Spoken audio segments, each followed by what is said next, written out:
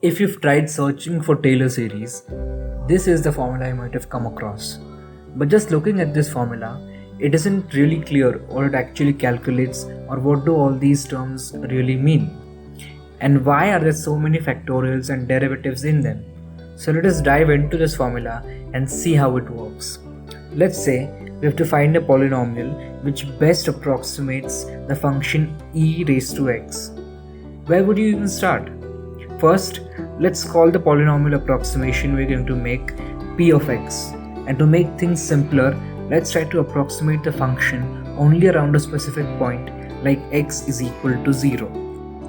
Which means that using our polynomial p of x, we should at least be able to approximate the function for values of x near 0.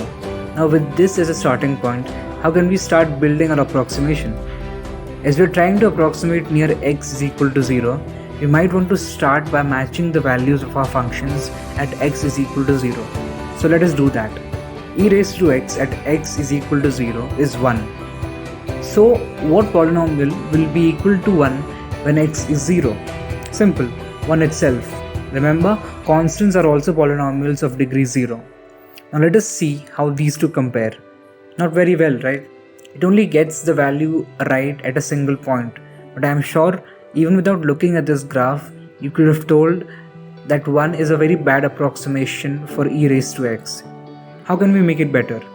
It's clear that by adding or subtracting any constant from our approximation will change its value at x is equal to 0, which only makes our approximation worse.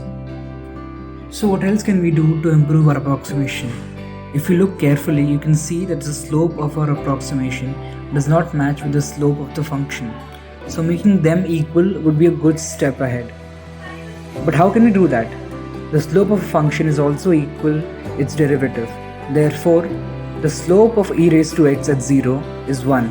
Since the slope of a constant function is always 0, we'll have to add the term k1x to our approximation to be able to change its slope, where k1 is a constant.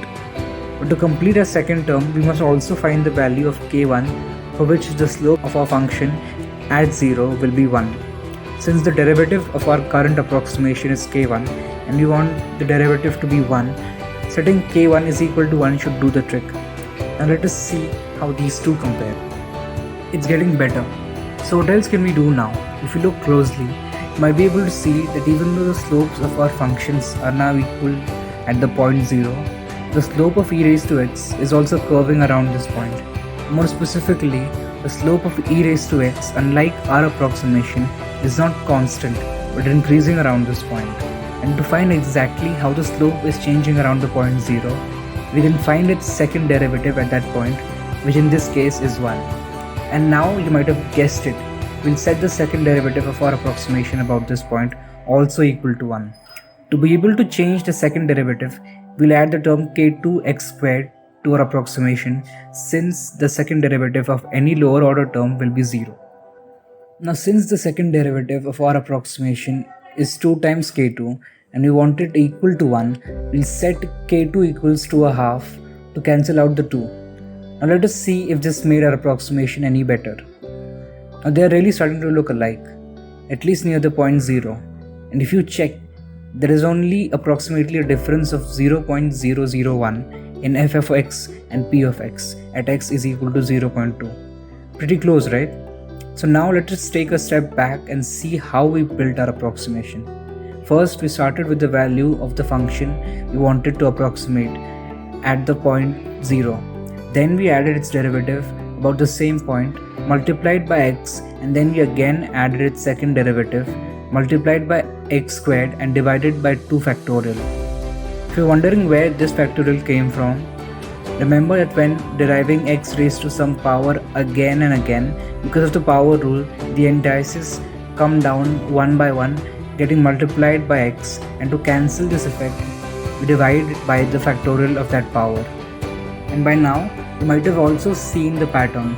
To improve the approximation more and more, we keep on adding terms with higher order derivatives of f of 0 multiplied by higher and higher degrees of x and divided by the factorial of that degree. When we add an infinite number of terms, we get this formula. But this does not look like the formula we saw at the start. because this is only a special case of Taylor series where we only approximate near the point 0. It's also known as Maclaurin series. But now, having understood this, the general formula behaves no different. Here when x is equal to a, the point we're approximating around, all these exponential terms again become 0. And when we differentiate n number of times, the factorial cancels out.